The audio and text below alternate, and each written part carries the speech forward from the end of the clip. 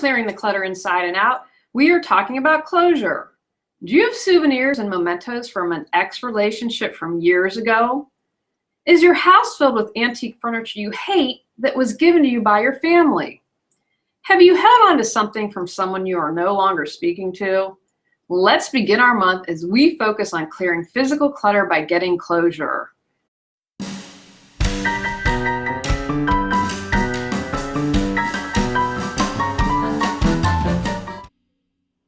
Are you overwhelmed by clutter, looking to organize your life? Do you feel stuck and are ready for a change?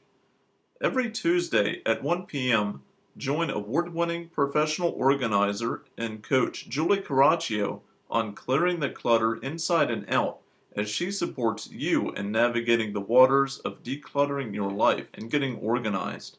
Julie thinks outside the box and examines clutter in all areas: physical, mental, emotional, spiritual, energetic, and more.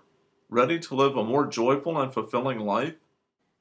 Hey everyone, hard to believe that 2017 is around the corner. I know we're all super busy with the holidays, so I deliberately kept all the podcasts short this month. If you're still doing your shopping, be sure to check out October's episodes because all of them focus on the holidays. Let's take time to clear clutter to start 2017 with a clean body, mind, spirit, home, etc.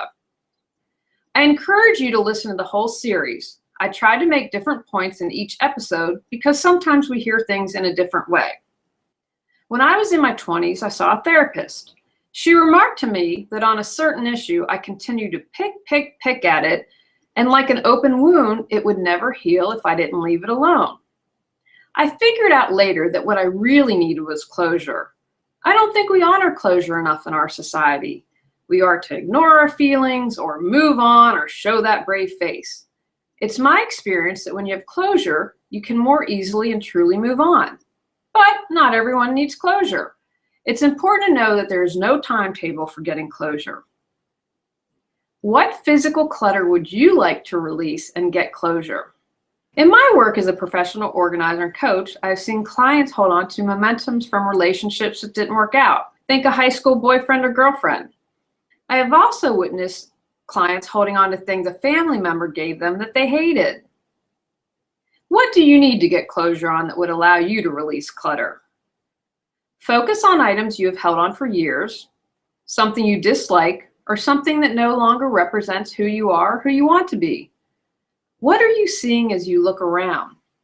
Do any of your items bring up feelings like guilt, sadness, or anger? If you're feeling any not so great feelings, that is a good place to start. This happens more often than you may realize. How do you begin to get closure? First, ask why you are holding on to something. Does the item make you happy, or do you hold on because you wish things had turned out differently instead of actually how they did, such as a failed relationship? Are you holding on as an excuse to stay stuck and unresolved instead of moving forward? Are you avoiding loss and hoping to avoid the pain that comes with it? Are you afraid to let something go because you don't know what the outcome will be or how you will feel? Or do you have guilt? Perhaps you weren't kind to a relative who left you something and you feel you need to do penance. Honor your need to grieve or express anger or feel guilt. Our emotions are still there, especially on an energetic level, if we ignore or stuff them. When I finally let go of a relationship that wasn't right for me, I howled for 20 minutes. I sounded like an animal. However, when I was finished, I knew I was done. In that moment, I had received closure. I felt all the range of emotions about it not working out. What I had been holding on to was gone. I no longer felt the need to hold on and released my fear of never finding anyone. After that, I was able to let go of the last few physical items from the relationship. Surrounded by clutter, tired of the stress it creates, ready to find peace of mind and reduce your anxiety? Our comprehensive How to Declutter Your Life course guides you step by step in how to clear clutter and simplify your life. Each section is 3 months: physical, mental, emotional, and spiritual, and features manageable to-dos. A bonus month on clearing energetic clutter is also included. Choose either workbook or video course. How to Declutter Your Life is designed to build a strong foundation for releasing clutter and continued personal growth. Learn more at reawakenyourbrilliance.com. There's no timetable and one-size-fits-all formula. However, if you've been grieving, being angry or sad, etc. for a long time, I would encourage you to get feedback from people you trust to check to see if you need to get professional support to move through this stage. Next, celebrate yourself. Write down all the things you love about yourself. Make a list of your talents, both personal and professional. Think about what you need to feel joy and happiness. Look to see where you can make positive changes. Be excited about new things coming in your life. When we release what doesn't serve us, we can bring in what we desire. After you've taken some time to honor yourself, take a step forward. What steps can you take? Remember, nothing is set in stone. You may have to try a few things a few times before you find something that clicks. Make it a priority to honor whatever comes your way if it's supportive. I always like to ask clients, what step can you take right now? Ask yourself that question. Finally, consider having a ceremony to honor what you're letting go of. Fire is a popular one, such as a burning bowl.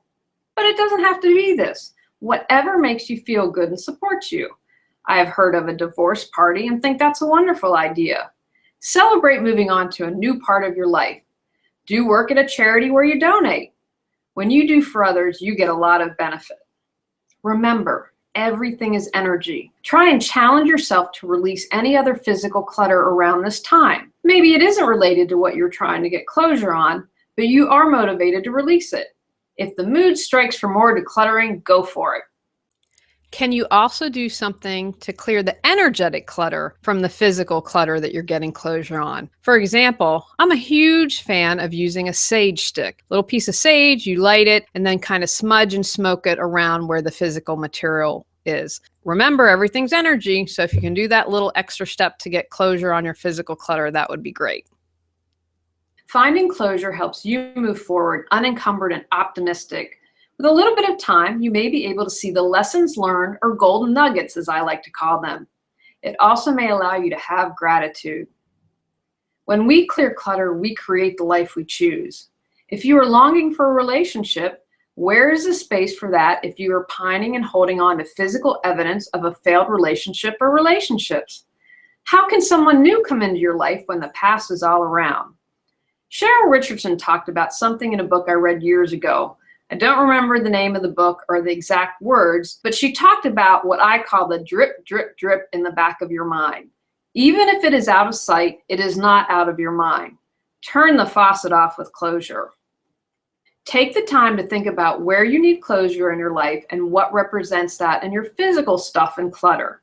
And yes, even if you like or love something, it is still clutter if it is keeping you tied to the past, keeping you stuck, and preventing you from moving forward. Takeaways from today's podcast. If we don't get closure, it can be like an open wound. We continue to pick at it and it never really heals. We remain hurt and stuck and cannot move forward. Honor your need to grieve, scream, or cry. There's no timetable and one-size-fits-all formula. If you've been stuck a long time, get feedback from people you trust to check to see if you need to get professional support to move through this event, person, etc. Finding closure helps you move forward unencumbered and optimistic. With a little bit of time, you may be able to see the lessons learned, golden nuggets, and have gratitude. Go out, clear the clutter to create the life you choose, deserve, and desire. Ready to clear clutter and share your gifts with the world? The journey of 1,000 miles begins with one step, so what step will you take today? Sign up for our newsletter and receive a free copy of our 10 Steps to Clearing Clutter. Julie Coraccio provides coaching, professional organizing and speaking, organizing classes, positive affirmations, and her unique How to Declutter Your Life course. Learn more at reawakenyourbrilliance.com. Subscribe to Clearing the Clutter Inside and Out and join us next Tuesday at 1 p.m.